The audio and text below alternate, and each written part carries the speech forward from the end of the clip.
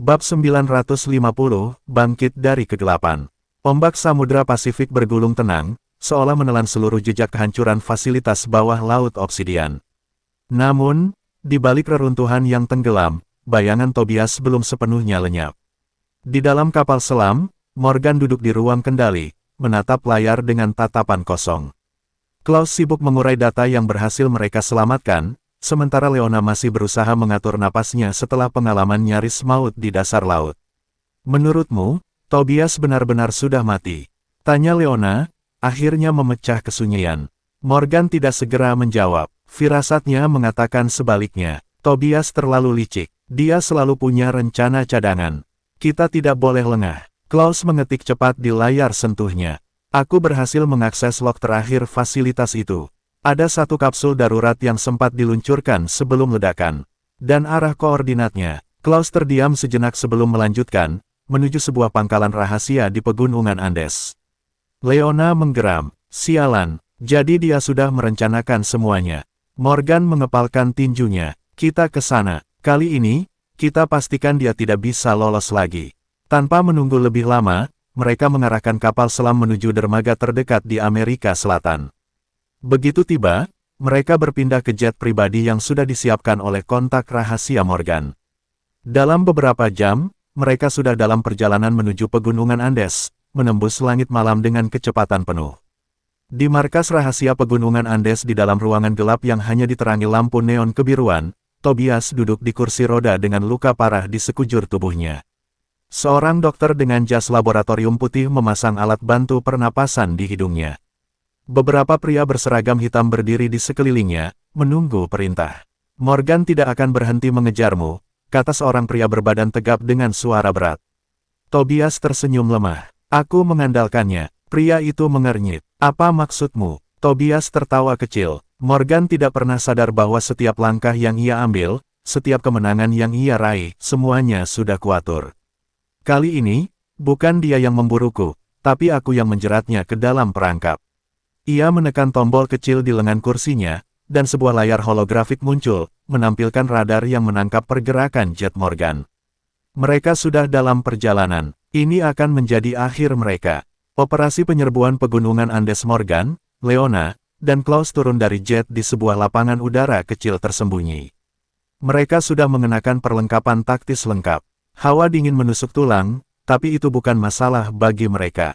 Fokus mereka hanya satu, menemukan Tobias dan mengakhiri ini.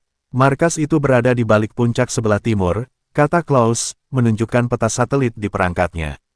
"Pertahanan mereka lebih ketat dari yang kita duga." Morgan mengangguk. "Tidak ada jalan kembali. Kita masuk, lakukan ini dengan cepat, dan keluar sebelum mereka sempat bereaksi." Mereka bergerak cepat melalui medan berbatu, menggunakan kegelapan malam sebagai perlindungan.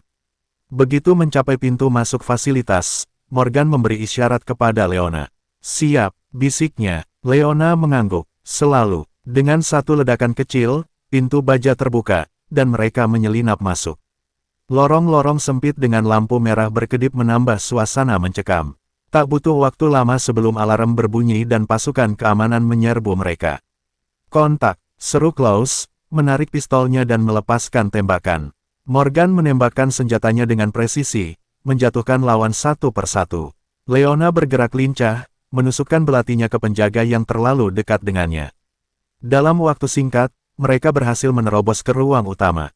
Di dalam, Tobias sudah menunggu, masih duduk di kursi rodanya, namun dengan ekspresi penuh kemenangan. "Kalian benar-benar luar biasa," katanya dengan nada santai.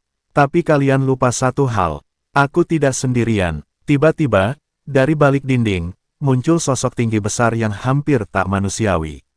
Mata merahnya bersinar ganas. "Ini bukan Titan seperti sebelumnya, ini adalah sesuatu yang lebih mematikan.